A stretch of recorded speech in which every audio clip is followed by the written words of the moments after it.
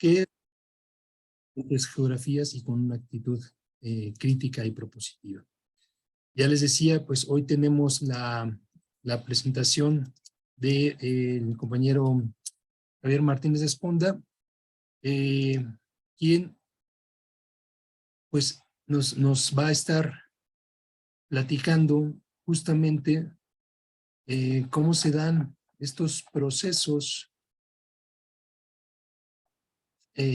pues emancipatorios como parte de pues esta también defensa desde el propio derecho indígena.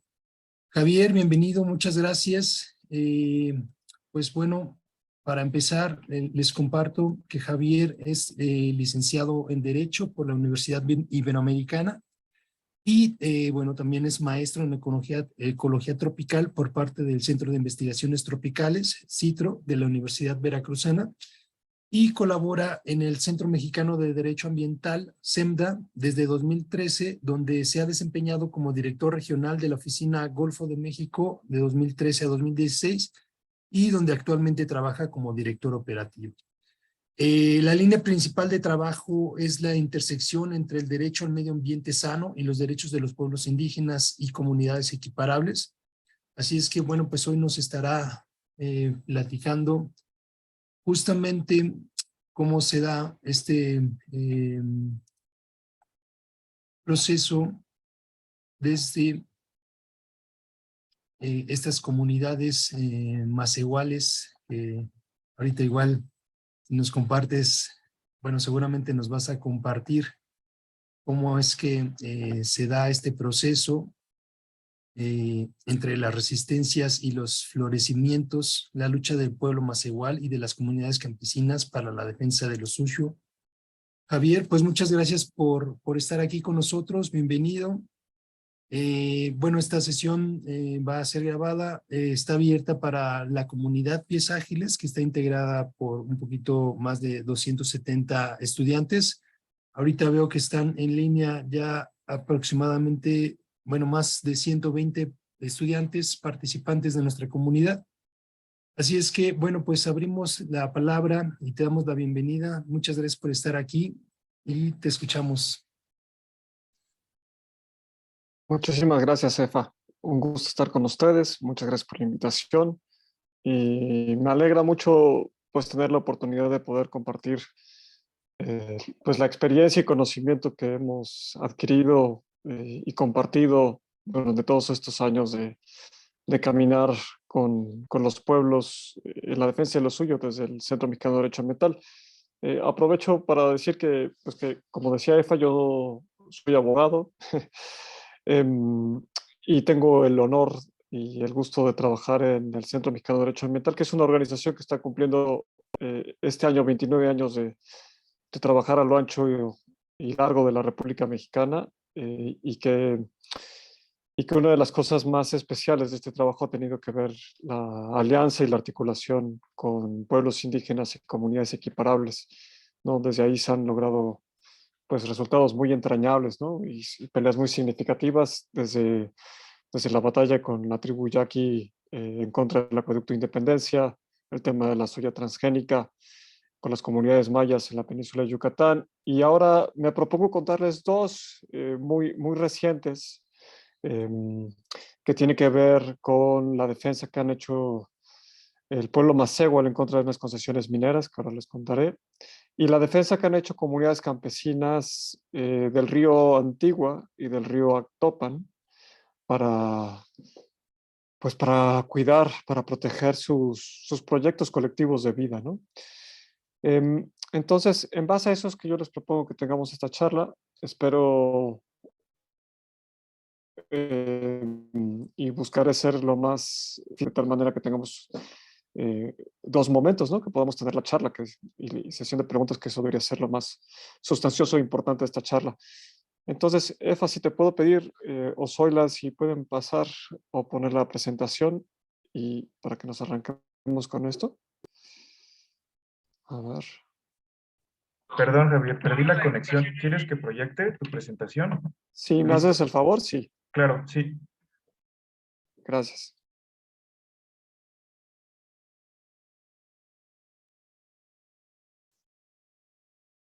Tú, tú me avisas, Marcos, si está. Yo de cualquier manera voy empezando. Miren, una, pues una cuestión medular aquí y con nosotros trabajamos. Bueno, ahí está mi correo para quienes quieran luego tener una conversación más en corto o para cualquier duda o pregunta más en extenso, pues ahí está, ¿no? Si me ayudas, Marco, a cambiarle a la siguiente, por favor. Miren, empezar con esta reflexión, ¿no? Y esto es pues una discusión que hemos estado teniendo desde hace mucho tiempo en la oficina, es una discusión que hemos tenido y compartido con los pueblos, y tiene que ver con una reflexión que planteó hace mucho tiempo Johan Galtung sobre, en esta reflexión de cómo construir sociedades para la paz, eh, pues cuál es su antítesis, ¿no? Y su antítesis es la violencia cultural. Y la violencia cultural, según Johan Galtung, tiene estas tres violencias, ¿no? La violencia física, que esa no requiere mayor explicación y que tristemente este país tiene mucho de eso. La violencia estructural, que también tenemos mucho de esto y que es mucho más sutil y es sobre de lo que yo discutiré y compartiré. Y la violencia simbólica, ¿no? También eso pues claramente está, y quién mejor que los pueblos originarios de este país para señalarla y combatirla, ¿no? Oíamos al inicio este corrido del maíz, pues ahí hay una lucha muy central y muy simbólica. Yo en estos minutos que tengo para compartir con ustedes me quiero enfocar al tema de la violencia estructural. La violencia estructural entendida como estos elementos que están dentro de un sistema jurídico que legitiman la violencia hacia un sector y que también posibilitan los beneficios hacia un sector dominante, ¿no? Hace unos años, por ejemplo, estábamos en esta discusión, por ejemplo, sobre la ley de bioseguridad y el régimen especial de protección al maíz, ¿no? Y la pregunta que nosotros hacíamos era, bueno, ¿y quién está facultado para tomar decisiones sobre los maíces nativos de este país? ¿Las empresas, el gobierno o sus guardianes, aquellos que han cuidado por siglos estas semillas y esta cultura, ¿no? Aquellos que han transformado y generado agroecosistemas? Pues entonces la respuesta era, pues que son los pueblos indígenas y las comunidades equiparables, ¿no? Y aquí aprovecho que para decir comunidad equiparable, ese es un término que está en el último párrafo del artículo segundo constitucional y por el cual se hace alusión a todas aquellas comunidades que no son indígenas, pero que comparten la matriz mesoamericana, ¿no? Siguiendo esta tesis de Guillermo Bonfil. Y por tanto, pues son comunidades afromexicanas, son comunidades campesinas, ¿no? Entonces es importante que podamos en un espectro de amplitud de los derechos humanos, pues abrir estos derechos a las otras comunidades que también están en una situación de desventaja y discriminación. Volviendo al punto, lo que yo quería contar y lo que les voy a contar es sobre la violencia estructural, ¿no? Entonces les invito a hacer estas dos preguntas. ¿Qué valores jurídicos, qué valores rigen nuestro marco jurídico? Esa es una pregunta grande. Piénselo, por ejemplo, en el tema de la ley minera y eso es lo que vamos a, a reflexionar, ¿no? O sea, si ustedes lo ven, el artículo 6 de la ley minera dice que es de utilidad pública. El que tiene un título de concesión tiene una cosa que dice que es de utilidad pública y por tanto tiene preferencias. Y si lo leen a la luz del artículo 19 dice que esa utilidad pública le da preferencia sobre los usos de suelo, incluido el doméstico, le da preferencia para acceder a las aguas. Entonces, ¿y los derechos de los pueblos? ¿Dónde están? ¿No? Por otra parte, está esta, esta pregunta de, pues, la legislación vigente genera violencia, legitima que la autoridad pueda hacer actos de despojo hacia alguna comunidad. Y piensen, por ejemplo, en la ocupación temporal, cuando cuando se trata de la ley de hidrocarburos, o piensas en lo que está pasando con el corredor interoceánico o el Tren Maya, ¿no? O sea, o lo que ha pasado con las hidroeléctricas, ¿no? O sea, hay un montón de, pues, de violencias que se generan desde la legislación, y eso tiene que ver con que la legislación está articulada desde ciertos valores. Y les invito a que vean y lean el estudio o la nueva publicación del IPES, ¿no? Este panel intergubernamental para la biodiversidad de Naciones Unidas, donde habla de los otros valores y de la exclusión de estos otros valores y cómo estos otros valores pueden ayudar a la conservación de la biodiversidad, ¿no?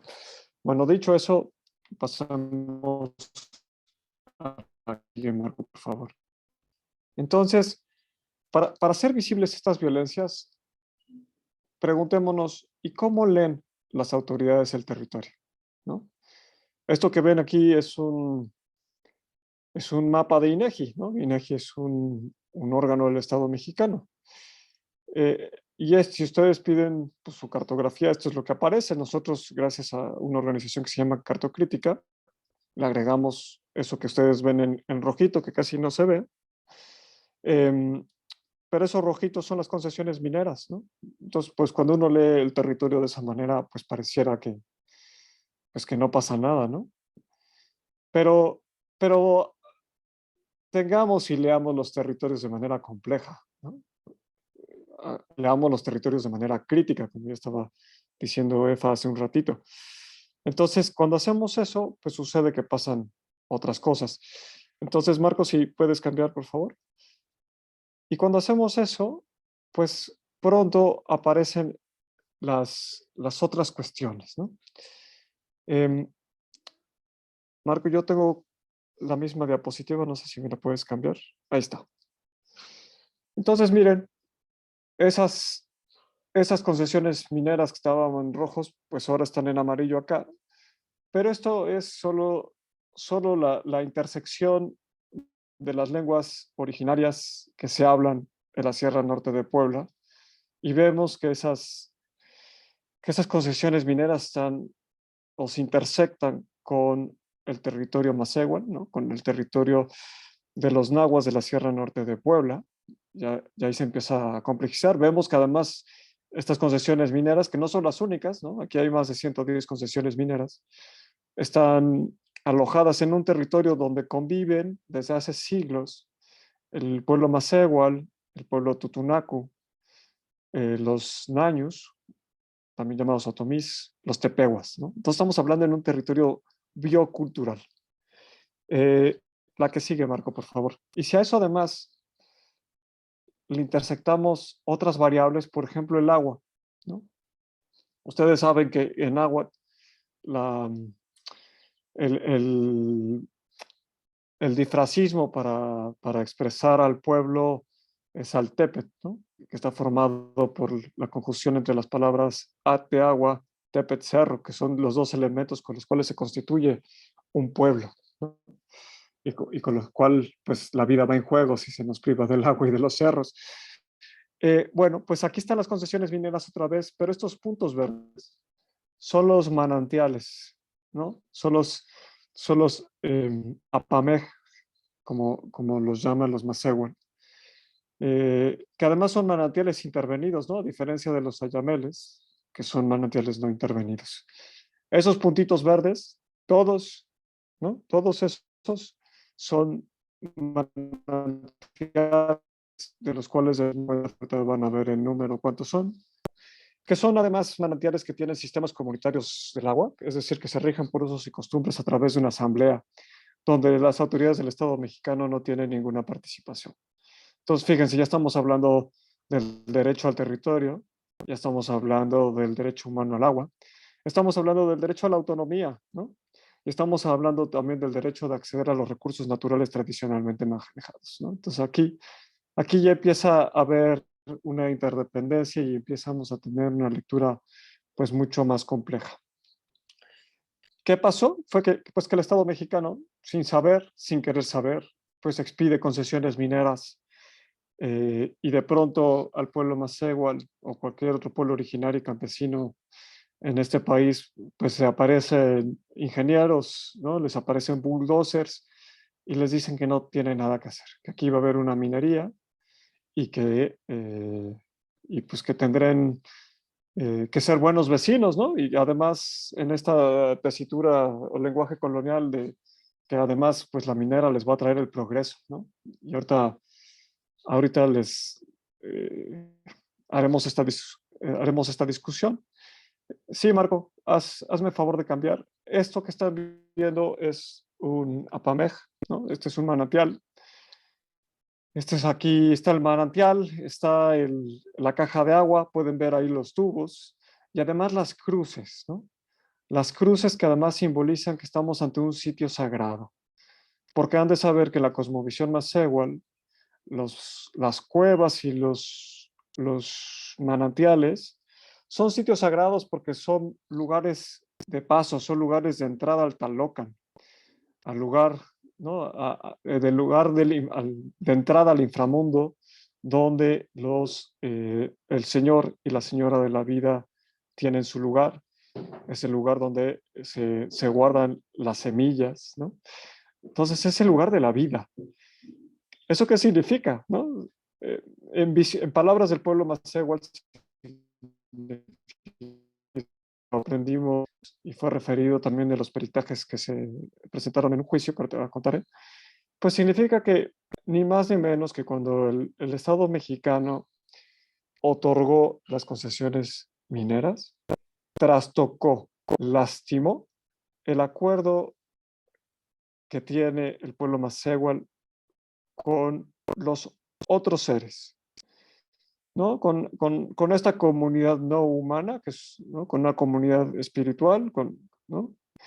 Eh, y que por tanto su supervivencia está en juego, ¿no? Su supervivencia espiritual y material, porque la minería se lleva el subsuelo, se lleva el lugar donde vive el Señor y la Señora de la vida, y por tanto también se lleva el lugar de donde brota la vida, se llevarían el agua, ¿no? La que sigue, por favor, Marco. Entonces, el pueblo Mazéhual, a través de sus sistemas normativos propios, empezaron a organizar asambleas de defensa del territorio. Así se empezaron a llamar, asambleas de defensa del territorio. Hoy, después de 9 años de lucha, se transformaron en asambleas del buen vivir, o Yecnimilis, ¿no? En náhuatl. Esta foto que ustedes tienen a la vista es el momento de una asamblea en Zacatipan que va a originar todo lo que yo voy a contar, donde la asamblea designó y le tomó protesta a 30 personas para que fueran los altepetacpianis, es decir, los guardianes del territorio. Estas personas tenían y tienen por encargo investigar posibles amenazas a su territorio y defender en el sentido amplio de la palabra, y el cual implica la parte jurídica, su territorio. Y esto es ahorita lo que yo les voy a contar. Entonces, este es el contexto del primer caso, ¿no? O sea, aquí ya estamos refiriéndoles lo que se va y lo que está en juego cuando se toma una decisión de esta envergadura, además en una ceguera epistémica, ¿no? Una ceguera que no ve al otro, que no ve a la otra, que no le reconoce. A pesar de que eso está prohibido por la Constitución, la Convención Americana y otros tantos tratados de derechos humanos. Entonces, este es el caso 1. Ahora, pasemos al caso 2, que es, Marco, si me haces favor de pasar a la siguiente diapositiva. Perdónenme, este es un momento muy, muy, muy, muy especial. Esto acaba de pasar, pero 9 años después, ¿no? Este es el momento en que el Consejo Altepetacpiani y el SEMDA acudimos otra vez ante la Asamblea a entregar la sentencia que ganamos, a entregar la sentencia que dice que el territorio Mazéhual está libre de esas 3 concesiones mineras, y además esta es la asamblea donde el pueblo Mazéhual decide no dar su consentimiento para la instalación de ningún proyecto extractivo en su territorio, ¿no? Entonces, otra vez estamos en la autoafirmación, ¿no? del pluralismo jurídico, que también está en el artículo 2 constitucional. Estamos otra vez aquí en un momento apoteótico, donde haciendo uso de sus derechos a la autonomía y de sus sistemas normativos propios, el pueblo macehual dice no. Nuestro territorio es territorio de vida, no de muerte. Aquí no caben los proyectos extractivistas que corporaciones y el Estado mexicano quieran imponer. Entonces, este es un momento muy significativo que acaba de pasar. Esto es apenas en junio pasado. Ahora sí, Marco, la que sigue, por favor. Y esto es estamos igual sobre la Sierra Madre Oriental. Ahora estamos un poco más al sur. Y aquí están viendo a la cuenca del río Antigua. Están viendo la parte media y alta de la cuenca del río Antigua. Es una cuenca que está codiciada, ¿no? Está codiciada por su agua.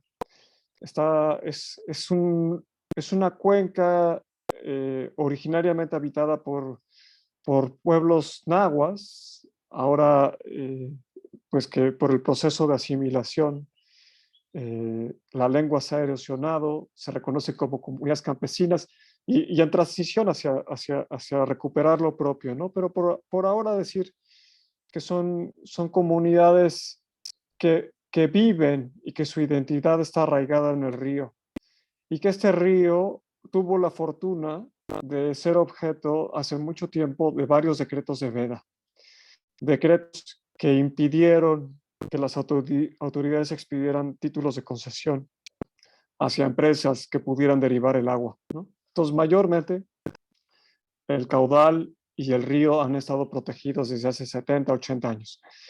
Pero, pues las amenazas han estado al orden del día. En 2012 se quiso instalar una hidroeléctrica, y ahorita vamos a reflexionar sobre eso. Perdón, no una hidroeléctrica, era bueno, aquí ha habido múltiples hipótesis. Querían instalar una represa, eso es cierto, no sabemos si quería ser una hidroeléctrica, pero esa era una posibilidad. Y la otra era que esa represa sirviera para llevar agua a la ciudad de Jalapa. Que conste que esta región es una de las zonas más llovederas del país. Estamos hablando de que en esta región, por ejemplo, en la ciudad de Jalapa, caen alrededor de entre 1.800 milímetros y 2.000, 2.500 al año. O sea, imagínense 2 metros de agua al año y que Jalapa no tenga agua, ¿no? La que sigue, Marco, por favor. Entonces el tema no es que no haya agua, más bien es el tema del manejo del agua.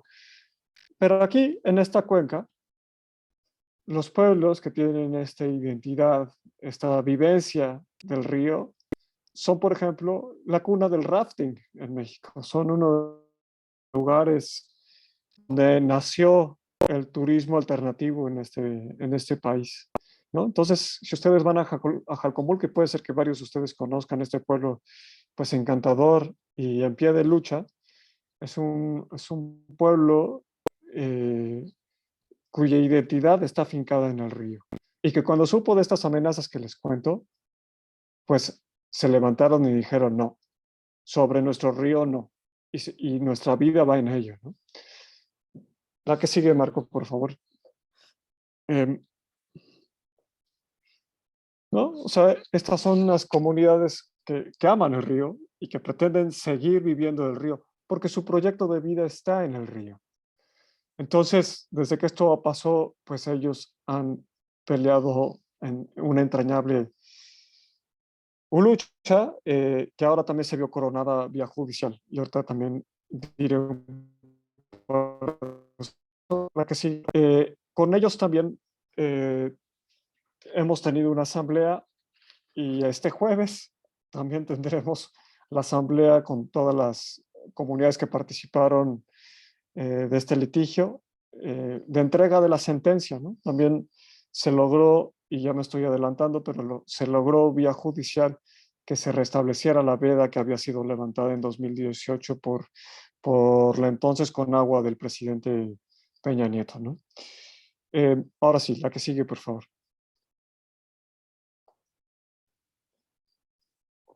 Entonces, miren, decirles lo siguiente, lo que yo voy a contar son dos comunidades, ¿no?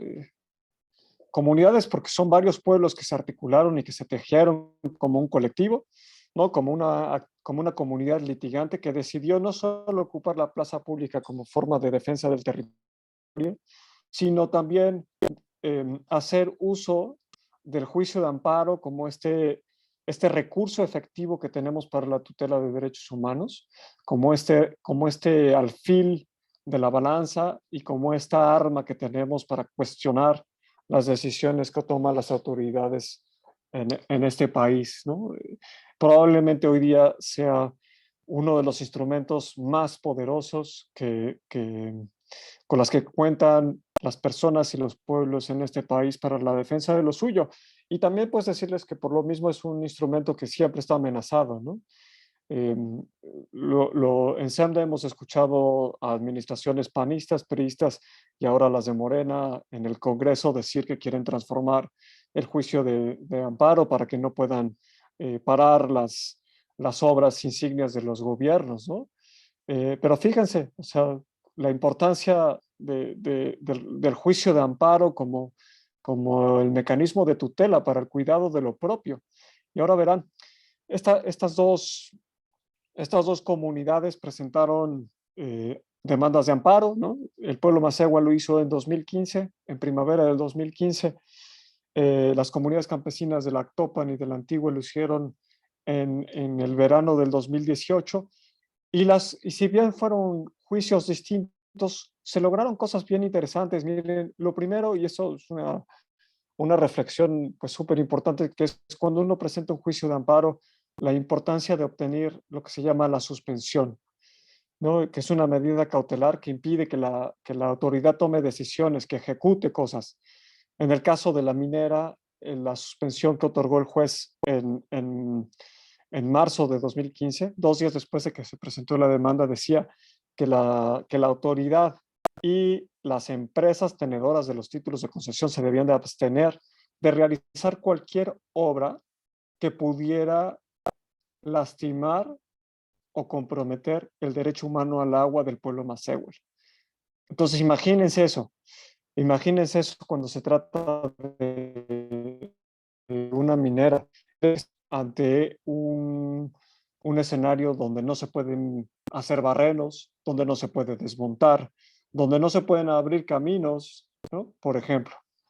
O en el caso del río Antiguo y Actopan, pues la suspensión significó, aunque vino varios meses después, porque tuvo que pelearlo, el amparo no se quiso admitir en un primer momento y por tanto no se pudieron pronunciar sobre la suspensión. Pero cuando se logró la suspensión, esa decisión significó que la Conagua estaba legalmente impedida de expedir cualquier tipo de título de concesión. Es decir, no se podía expedir títulos de concesión para hidroeléctricas o para las unidades de riego o para llevar agua a Jalapa, ¿no? O sea, todas estas títulos de concesión que podían comprometer el caudal quedaron paralizadas por una decisión judicial. O sea, vean la importancia de esto, ¿no? Seguimos en el tiempo y en el caso del pueblo Mazahua, en 2018 tuvieron que pasar 3 años y medio para obtener una sentencia, y esa sentencia fue agridulce, porque el pueblo Mazahua cuestionaba dos cosas. Cuestionaba la constitucionalidad de la ley minera y decía, oye juez, oiga jueza, fíjese que la ley minera no contiene los valores de nuestro pueblo, cosa a la que tenemos derecho según la Constitución. Fíjese que la ley minera no contiene garantías que protejan nuestro derecho al territorio, que protejan nuestro derecho al agua, que protejan nuestra identidad cultural. Y también decían, ¿no? Fíjese, señora jueza, que que usted tiene el deber de cancelar esos títulos de concesión, porque los títulos de concesión son la materialización de esa inconstitucionalidad, son una agresión, una violación a nuestros derechos, ¿no? Y la jueza lo que hizo fue decir, bueno, mire, pueblo Masehual, yo no me puedo pronunciar sobre la constitucionalidad, así que no lo haré, estoy legalmente impedida para hacer eso, y solo le concederé, como siguiendo una línea que venía desarrollándose en el Poder Judicial de la Federación, les concederé em, que se les consulte, que venga una consulta, ¿no? Eso no había pedido el pueblo Masehual, entonces fue una victoria agridulce, ¿no? Porque sí se ganaba, se dejaban sin efectos los títulos de concesión, pero para una consulta. Y en cambio, en el Río Antigua, el juez muy valientemente dijo, fíjense que se violentaron los derechos del pueblo, de las comunidades campesinas, porque no se les permitió participar en la toma de decisiones. Fíjense que los espacios de participación consignados en la Ley de Aguas Nacionales no tienen garantía en el estándar de protección del derecho a la participación y el derecho al agua. Fíjense que además no se usó la mejor ciencia disponible para esta toma de decisión, porque no hay ningún estudio que me diga que en verdad la escurrentía de agua no se va a ver afectada por la toma de decisión. Y por tanto, declaro como inconstitucionales los decretos que levantaron la veda, ¿no? Fíjense el tamaño de la decisión, ¿no? El juez ya lo dejó inconstitucional.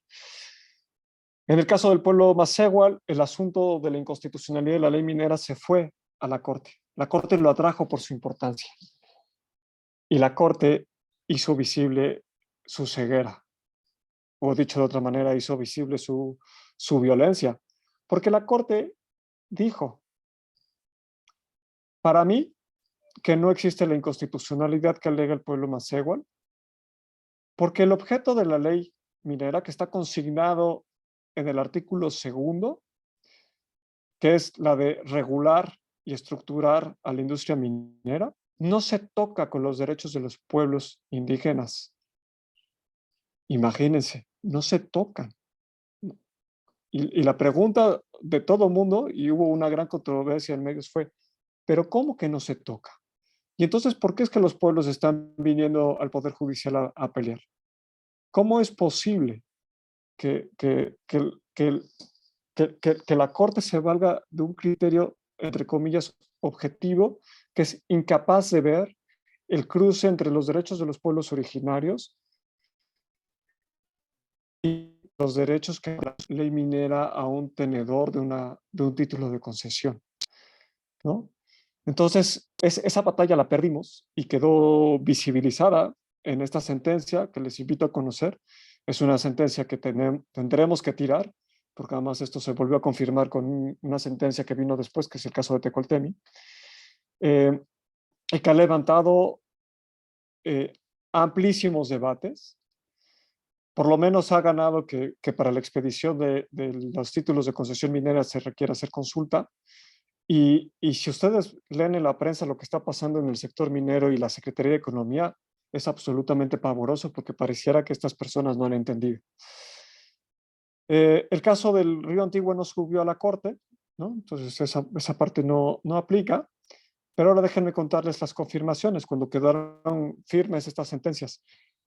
El tribunal colegiado, y sabes qué, Marcos, si me haces favor de pasar ya a la siguiente, ya para ir cerrando.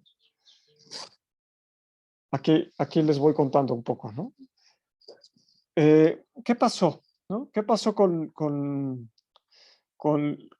el tribunal colegiado, con el pueblo Masehual, que confirmó la decisión de la jueza, pero la mejoró, porque usó un criterio de la Corte Interamericana, donde dice, bueno, sí, fíjate, pues la Corte no se atrevió y yo no tengo el poder para contradecirla, pero en la aplicación está claro que la ley minera sí contraviene los derechos de los pueblos indígenas por dos razones muy importantes. La primera es porque desplaza el proyecto de vida del pueblo, le pone una sobrecarga, ¿no? Cuando se instala un proyecto minero, el proyecto colectivo del pueblo de que se trate es relegado, ¿no? Y por tanto el control del territorio es desplazado del pueblo a la empresa. La segunda cosa que dice el pueblo, perdón, que dice el tribunal colegiado es, como esto pasa, entonces tú, Estado mexicano, sí tienes que hacer una consulta, pero es una consulta para obtener el consentimiento previo, libre e informado. Es decir, hay derecho de veto, ¿no? Y si el pueblo indígena o el pueblo campesino o afromexicano dicen que no, es no, ¿no? Y por eso esta asamblea que les contaba. Entonces, la sentencia del tribunal colegiado vino a mejorar notablemente lo que estaba pasando. Y en el caso del río Antigua, se confirmó la decisión y lo que fue maravilloso, y también les invito a que le echen un ojo, fue que la decisión se basó en el famoso Acuerdo de Escazú, que el Acuerdo de Escazú viene a regular los derechos de acceso en materia ambiental, como es el derecho de acceder a la información, el derecho de participar en la toma de decisiones y el derecho de acceder a la justicia, perdón. Y entonces, pues quedó muy claro que a la luz del Acuerdo de Escazú, la Ley de Aguas Nacionales es a todas luces inconstitucional porque no puede garantizar estos mecanismos, ¿no? No abre las puertas para que tome la decisión. Fue lo que dijo que quiera tomar decisiones en una cuenca y que los pueblos que viven y las comunidades que viven de estos ríos o de los acuíferos se pudieran ver afectados, ellos tienen el derecho a participar en la toma de decisión. Vean nada más el poder y la transformación que está proponiendo el juez, ¿no? Entonces, esto quedó confirmado. Recientemente, la Secretaría de Economía dejó insubsistentes, es decir, canceló los 3 títulos de concesión minera que aquejaban al pueblo Nasehuatl, y recientemente la Conagua, vía pues, el presidente de la República, ha vuelto a expedir el decreto por el cual la veda para el río Antigua y para el río Actopan entran de nueva cuenta en vigor, y por lo cual no se puede disponer de los caudales de estas cuencas para otros usos, a menos, y se dice así en la sentencia, si el gobierno quiere insistir en esto, pues tendrá que diseñar los mecanismos de participación para todas y cada una de las comunidades que están en la cuenca. Entonces, fíjense, estamos pasando a un esquema que Boaventura de Sousa Santos y otros tantos llaman la democracia participativa, ¿no? Ya no es una democracia jerárquica, sino es una democracia con altos grados de horizontalidad, si sabemos exigirla y si sabemos jugarla. La que sigue, por favor, Marco, y ya termino. Todo lo que he estado contándoles está disponible y contenido en este libro que se llama Otro México es Posible. Es un libro que se construyó en diálogo con 9 pueblos, 9 u 11 pueblos originarios y comunidades campesinas de este país. Tiene reflexiones también de Colombia, Bolivia y Brasil. Y es un libro que refleja y habla de la violencia estructural y simbólica, y es un libro que propone caminos de transformación. Es un libro también que hemos traducido al náhuatl, al maya y al ayuk, por si alguno de ustedes habla estas lenguas y quisiera compartirlo. Ahí está la liga y está disponible en la página del SEMDA. Si ustedes ponen SEMDA Publicaciones o SEMDA Otro México es Posible, les aparecerá la publicación. Y la última, Marco, yo aquí termino y quedo abierto a que podamos tener ahora un diálogo para comentar e intercambiar ideas. Muchísimas gracias. Muy bien, muchas gracias, Javier, por esta presentación, por compartir estas experiencias que justamente nos invitan a reflexionar el marco jurídico en el que nos encontramos y desde el cual se van pues haciendo esta gestión de los territorios. Como bien dices, muchas veces sin tomar en cuenta las propias normas, los propios principios, los valores de nuestros pueblos y comunidades. Y pues bueno, qué gusto que esto que nos presentas pues ha logrado tener algunas respuestas favorables, aunque creo que el camino aún todavía es muy largo para poder hablar de un cambio en este manejo de los territorios y pues estas violencias que se viven, como dices, de manera estructural, incluso desde el propio Estado y pues modelo corporativo que muchas veces privilegia los intereses económicos antes de pues los propios bienes y patrimonios de nuestros pueblos. Pues por acá vemos que el chat ya se ha activado mucho, hay muchas participaciones, compañeros, compañeras que están pues también expresando estas pues experiencias que se viven incluso en los propios territorios, ¿no? Que esto es parte lamentablemente que se va haciendo muy común en nuestros pueblos, estas pues afrentas, estas violencias que se viven de manera cotidiana y cómo cada vez nuestros pueblos pues tienen que salir a la defensa de estos territorios. Y como dices, pues con un marco jurídico, pues que no nos ayuda mucho porque justamente está planteado desde valores pues más occidentales y que responden a otro tipo de construcciones epistémicas. Bueno, Zoila nos va a compartir por aquí algunas de las preguntas, reacciones que hay en el chat para seguir dialogando sobre estas experiencias. Adelante, Zoe, por favor. Gracias, Efa. Buen día para todas y todos. Voy a dar lectura. Hay varios mensajes ya, Javier, de agradecimiento, reacciones, ¿no? A temas que has tocado en tu ponencia. Gracias por ese compartir. Voy a dar una lectura muy rápida, ¿no? Para que algunos comentarios que logré captar del chat, respecto a tu pregunta, ¿no? Los estudiantes siempre son muy activos, están activas también, reaccionando a esta pregunta que nos hiciste, a lo cual comentan el tema de muchos marcos jurídicos es que se basan en sistemas normativos del derecho positivo que validan la visión hegemónica de construcciones sociales basadas en la visión empresarial, corporativa, capitalista. De ahí que se puedan enunciar como violencia estructural, ya que responden a los intereses estructurales del sistema económico que nos rige. Este es un comentario de Mitil Durán Arroyo. También nos comenta Dulce Guzmán de Casa Guerrero, que en el estado de Guerrero es complicado defender el territorio contra las mineras. Comenta que ha habido tiene noticia de varias negociaciones, ¿no? que ocurren a veces pues, a espaldas de lo que quiere la ciudadanía o la participación de la misma, y aunado con el elemento del crimen organizado, la toma de control de estos territorios, los ríos contaminados, y bien, nos habla de esta complejidad, ¿no? En materia, lo que implica defender el territorio. También un último comentario, ya de ahí me paso a las preguntas.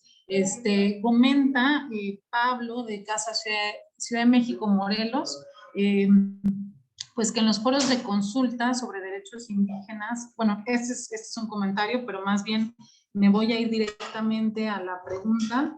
Dice, en la actualidad hay una problemática sobre el registro de pueblos y barrios promovida por la CEPI, así lo escribe. Desde mi punto de vista es institucional porque violan los derechos de los pueblos originarios y este registro en algún momento podría afectar al pueblo macehual, ya que ellos decidirán quiénes son pueblos originarios y quiénes no, quitando los derechos de poderse amparar contra las mineras. Bueno, si nos puedes comentar también algo al respecto, si tienes noticia de algo. Otras preguntas más, y con esto yo cerraría esta primera ronda quizá.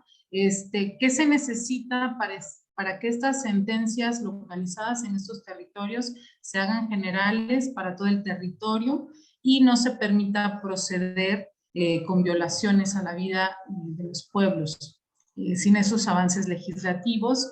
Y otra pregunta por acá es, ¿qué tanto pesa la autonomía de los ejidos para revocar esos proyectos que solo benefician a las empresas? Siguen llegando las preguntas, pero yo también quería hacer una pregunta rápida y quizá ya con esto cierro esta primera ronda, porque creo que ha sido de mucha utilidad y de mucha riqueza para el eje de agroecología política, precisamente dotar pues de estas explicaciones complejas, de visibilizar los intereses también que están presentes en el territorio. Entonces, un poco nuestra labor, ¿no? Que es una labor a veces hormiga, a veces hay también estudiantes con miembros, ¿no? Pertenecientes a organizaciones muy fuertes, muy caminadas en distintos puntos. Sin embargo, ¿qué nos podrías tú aconsejar desde tu experiencia, desde tu caminar? ¿Cómo le hacemos para comenzar a suscitar estas diálogos, reflexiones a un nivel comunitario para precisamente no esperar a que llegue el megaproyecto, digamos, estar ahí, ¿no? Ya con el conflicto, con un tema de, pues una amenaza directa, ¿no? Como puede ser una minera. ¿Cómo le hacemos, ¿no? Como pies ágiles para ir comenzando, digamos, detonar una reflexión colectiva, ¿no? Un diálogo colectivo que nos prepare, que también nos instruya en estos temas, ¿no? Esa sería como una pregunta. Y acá le dejo, te escuchamos, Javier.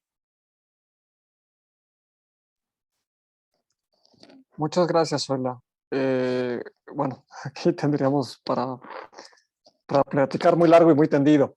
Entonces, les voy a contar como pues cosas cortitas y resonancias, pensando que esto les motive a investigar y articularse con otros procesos y a que pues podamos tener conversaciones más largas en otros momentos, ¿no? Pensando que una de las cosas que hace el SEMDA es justo pues brindar asesoría a las comunidades y pueblos que así lo requieran, que lo soliciten, y la otra es que también hacemos mucho y contribuimos a procesos de formación.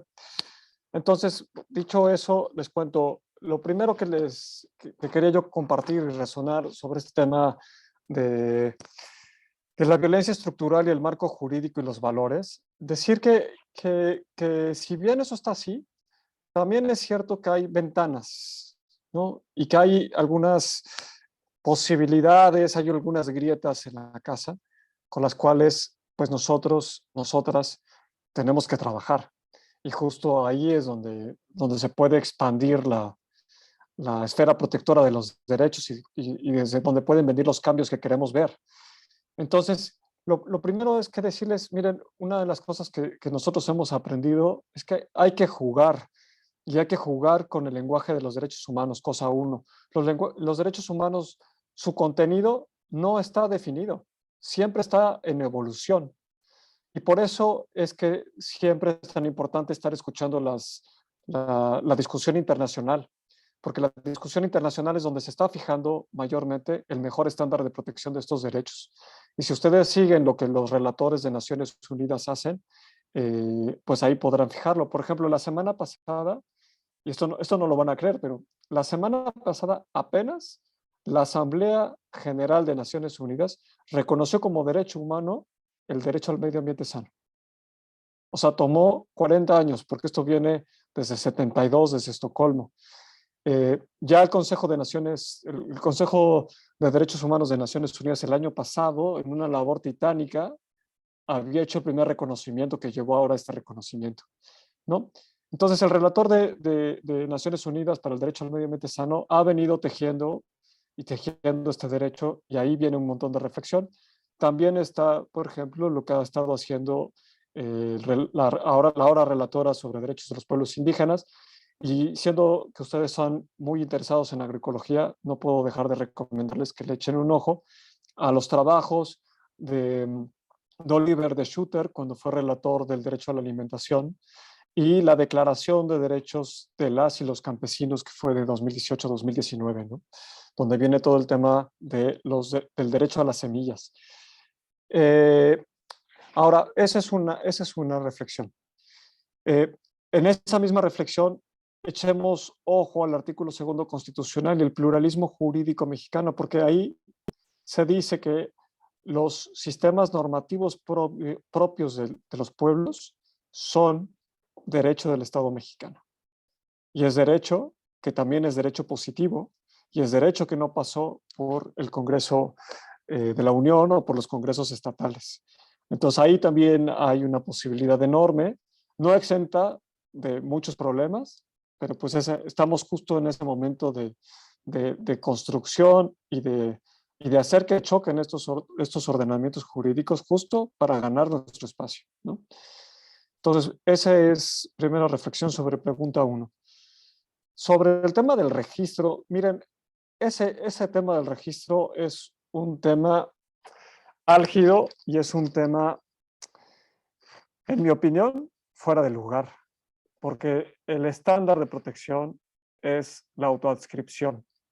No necesitamos un registro. Es pueblo originario y es comunidad equiparable quien se nombra como tal.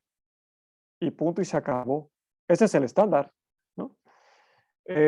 Claro, para acotar esto y para que no fuera una tomada de pelo, la Suprema Corte sacó estos estándares, ¿no? O sea, que se pudiera comprobar que hay un vínculo histórico con un territorio, que hay una institucionalidad y que hay un proyecto de vida. Entonces, pues eso, si se es un pueblo originario, si se es una comunidad equiparable, pues eso, como los barrios originarios de Ciudad de México, eso no tiene ninguna manera de ser limitado, ¿no? Nosotros con las comunidades equiparables hemos tenido mucho problema porque justo se autoascriben como una comunidad equiparable a pueblo indígena y lo que suelen hacer es decir, oye, ya fui a buscar al INPI y no hay ningún registro de este colectivo como un pueblo indígena, ¿no? Entonces hay que decirle, oye, te dije que no es un pueblo indígena, dije que es una comunidad equiparable y que te lo podemos demostrar, ¿no? Y se hace toda la argumentación. Entonces sí, mucho cuidado con esos registros. Y aquí el tema es la autoadscripción. Ese es el concepto mágico en este tema. Sobre el tema de la consulta, bueno, ojo, no es lo mismo una consulta pública a una consulta previa, libre e informada. Una es un derecho humano de los pueblos indígenas y otro es una consulta que no tiene o que tiene menor rango y por tanto menor, mayor impacto, ¿no? O sea, la consulta pública tiene un espectro mucho más limitado que el tema de la consulta previa, libre e informada de los pueblos. Y aquí la segunda cosa que yo quiero decirles es, después de pelear 11 años, 12 años el tema de la consulta, hoy ya no estamos ahí. Hoy estamos peleando consentimiento, ¿no? Consentimiento previo, libre e informado, que es un derecho de fondo, ¿no? Ahora sí que estamos hablando de derecho al veto. Y ahí es donde vienen estas preguntas relevantes, como las que hacíamos al inicio. ¿Quién puede tomar decisiones sobre las semillas?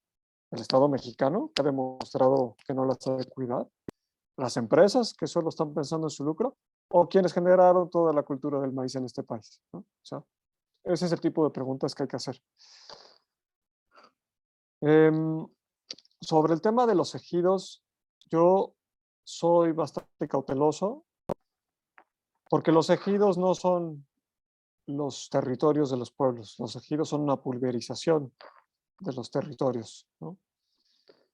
Y muchas veces los ejidos no representan a la comunidad, generalmente representan a los varones propietarios de la tierra, ¿no? Entonces las mujeres quedan fuera, las y los jóvenes quedan fuera.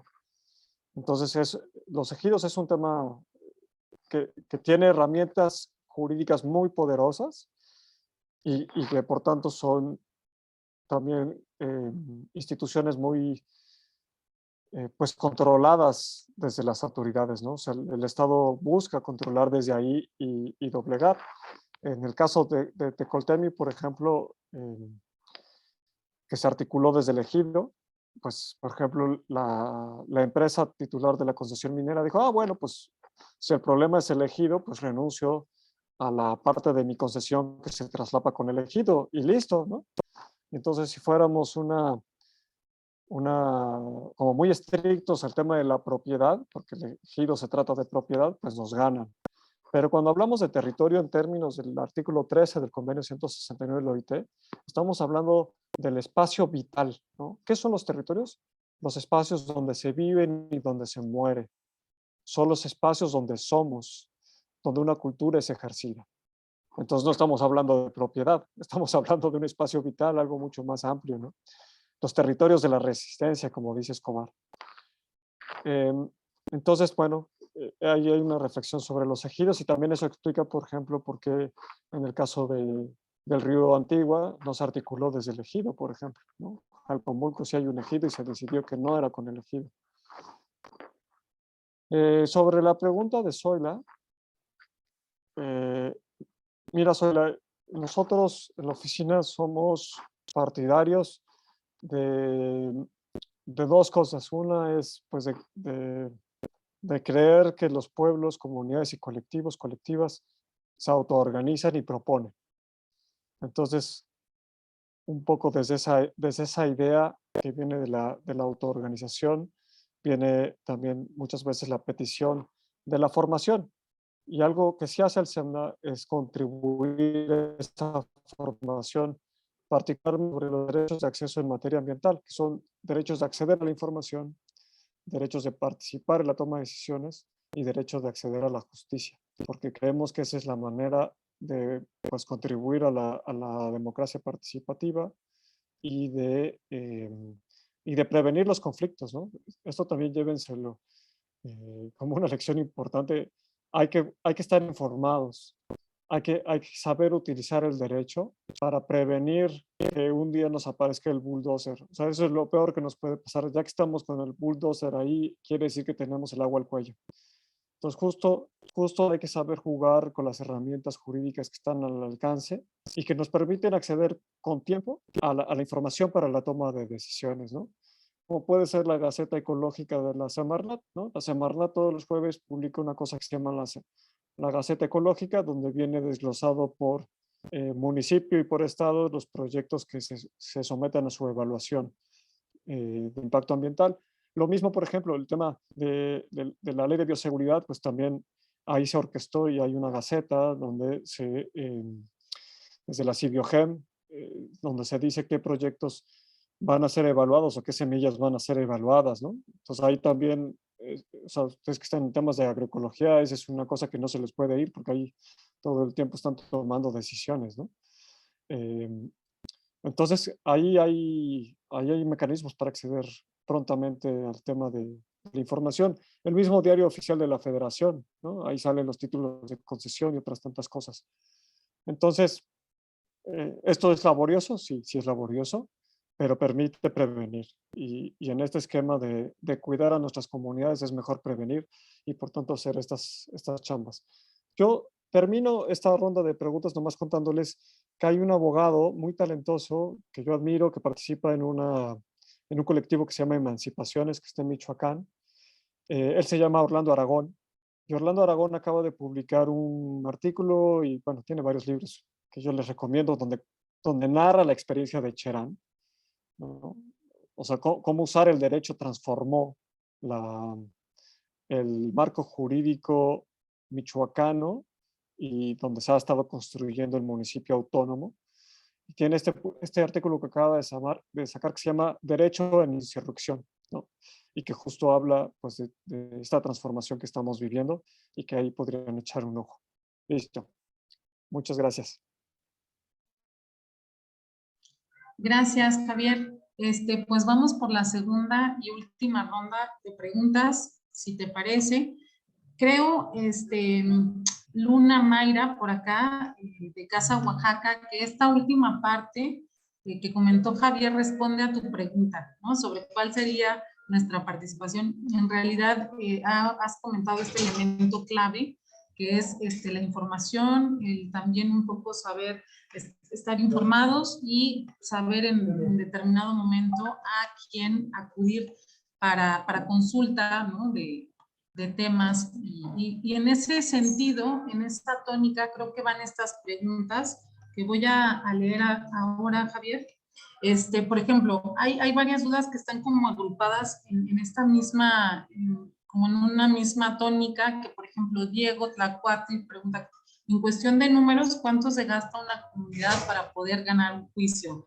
pero se relaciona un poco con esta otra sobre, que justo la vi en el chat de Ciara, a ver si pronuncio bien el nombre de Ciara, y que tiene que ver en dónde se puede adquirir formación jurídica básica para la defensa del territorio, incluyendo nuestros espacios urbanos. ¿Alguien sabe, no? Comenta así la pregunta en general.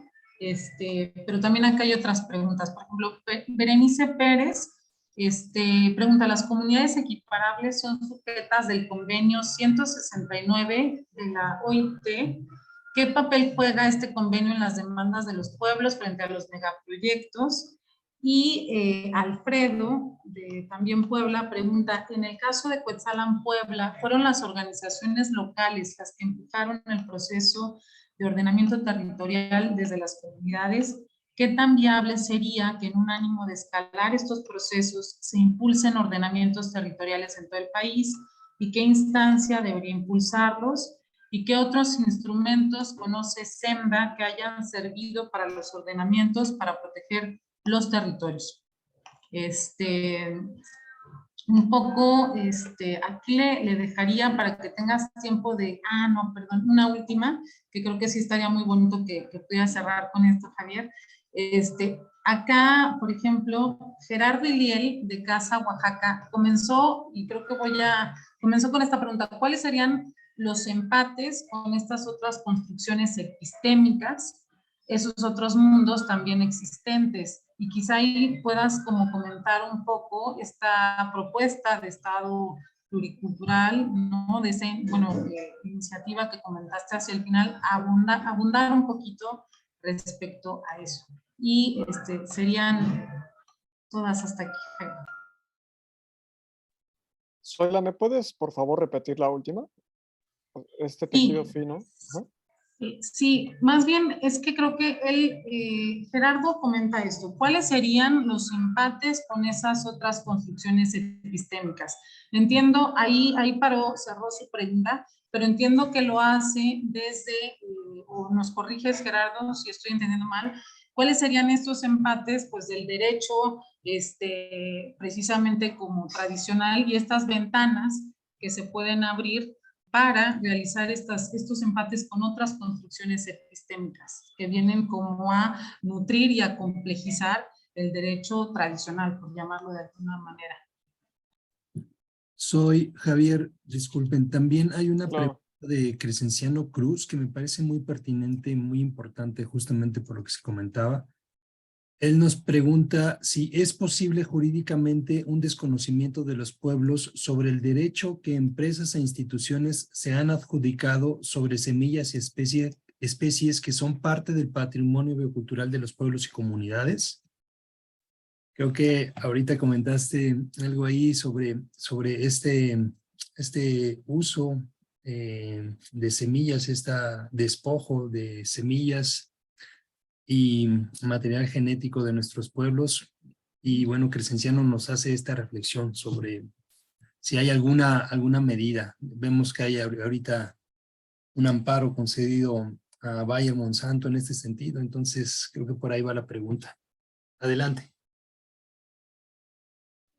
Gracias por las preguntas, Zoila, Efa, y bueno, a los compañeros que las formularon. A ver, déjenme, voy a ver si recogí todo y me dicen si faltó algo y a ver si también las entendí bien. Sobre el tema de cuánto cuesta, preguntaba que cuánto cuesta estas defensas.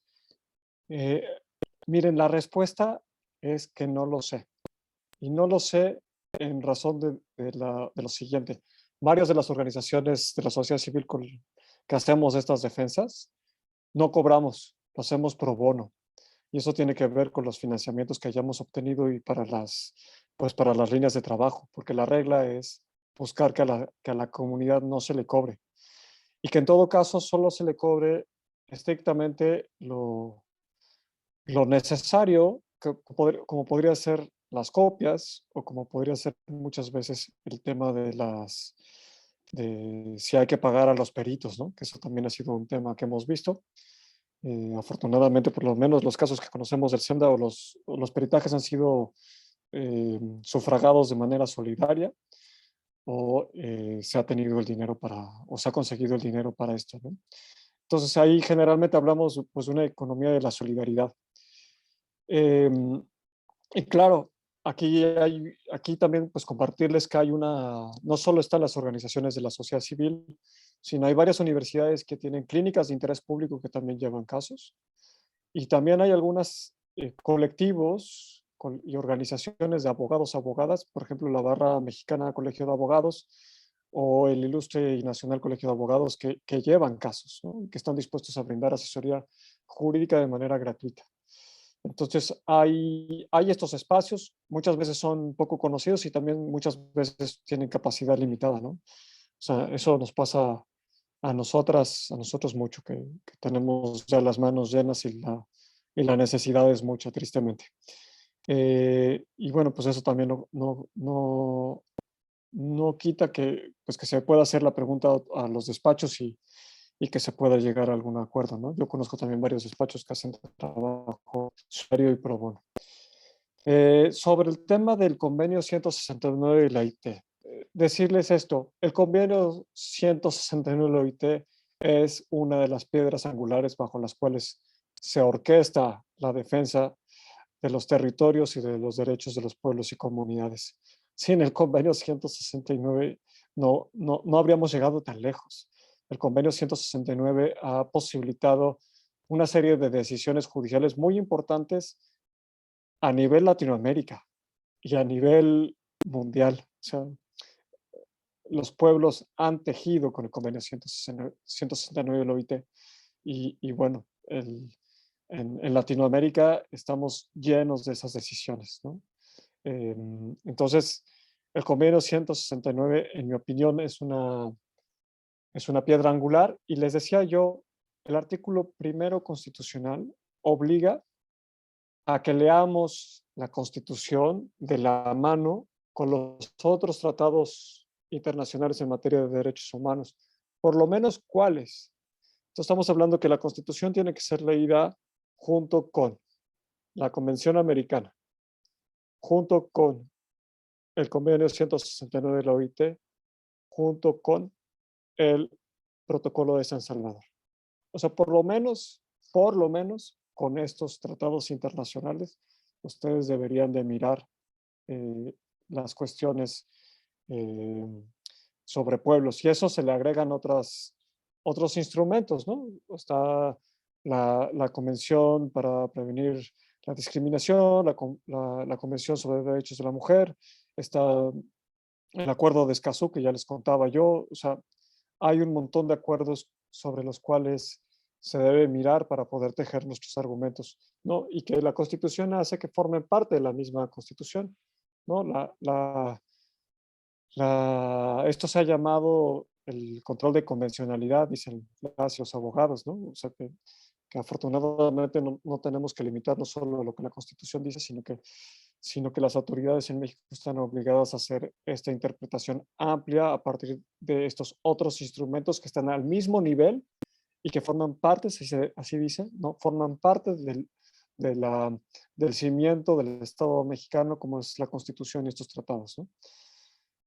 Sobre los ordenamientos territoriales, la experiencia de Cuetzalan en materia de ordenamientos territoriales es única, se está tratando de replicar. Es única por dos razones, porque ese ordenamiento territorial refleja el conocimiento tradicional del pueblo macehual, cosa primera, y cosa segunda es porque tuvieron la genialidad de inventarse un órgano ciudadano de interpretación, un órgano que no es del ayuntamiento. Y por tanto, lo que pasaba es que cuando llega cualquier solicitud, por ejemplo, cuando pasó lo de Walmart, que Walmart quería instalarse, llegó la solicitud al ayuntamiento para el cambio de uso de suelo y la licencia de construcción.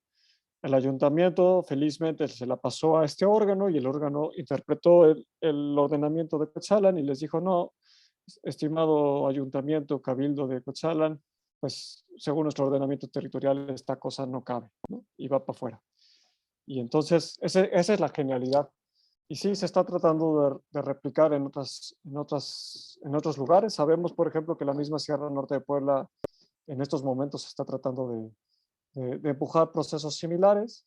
Sabemos también que la península de Yucatán han querido hacer algo similar. Todavía no cuajan. Ya veremos si lo logran. Lo cierto es que el Recuetzalan ha aprobado su valía, ¿no?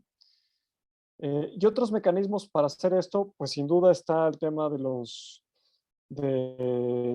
bueno, hay varias cosas, ¿no? Hay otros mecanismos. Uno es el de los ordenamientos comunitarios, ¿no? O sea, bajo el tema de la autonomía, pues expedir el ordenamiento comunitario. Y tanto peso tendrá como el municipal o como cualquier otro, si se expide y así se expresa, ¿no? Desde el ejercicio del derecho a la autonomía.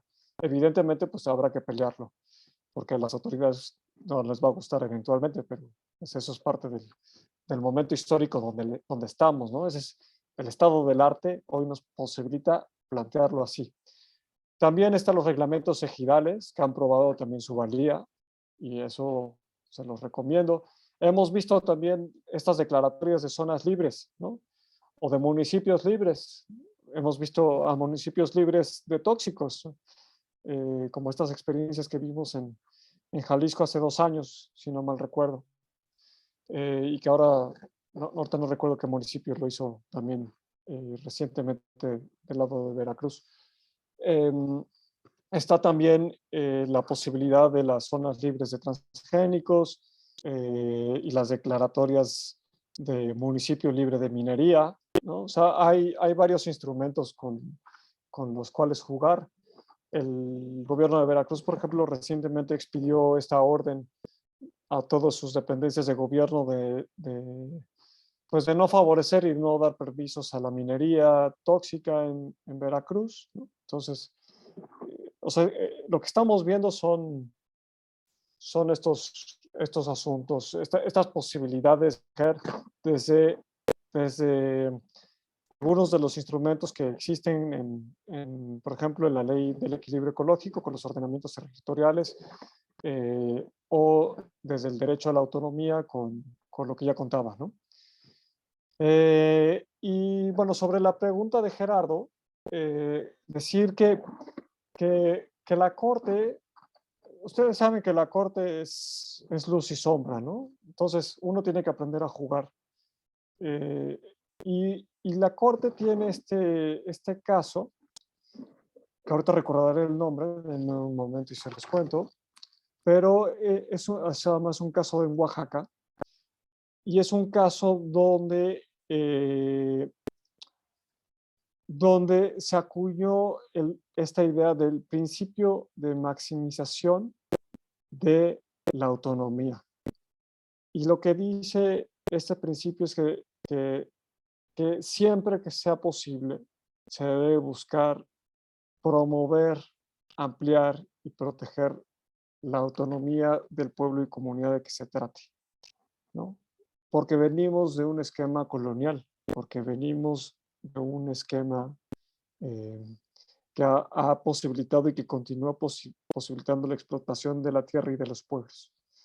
Entonces, ese es un argumento jurídico con lo cual tejer estas resistencias y estos florecimientos, ¿no? Yo lo que les contaba es que la defensa jurídica y lo que se ha conseguido, pues permitió que cosecháramos y que sembráramos nuevos procesos, ¿no? En el caso del río Antigua, pues ahora la comunidad está pensando en el saneamiento, ¿no? Y en el caso del pueblo Macehual, pues construyeron la cooperativa de energía, ¿no? Para desarticular la instalación de proyectos energéticos y otras tantas cosas. Entonces, fíjense, este derecho, el derecho a soñar, el derecho a construir nuestro presente y nuestro futuro, ¿no?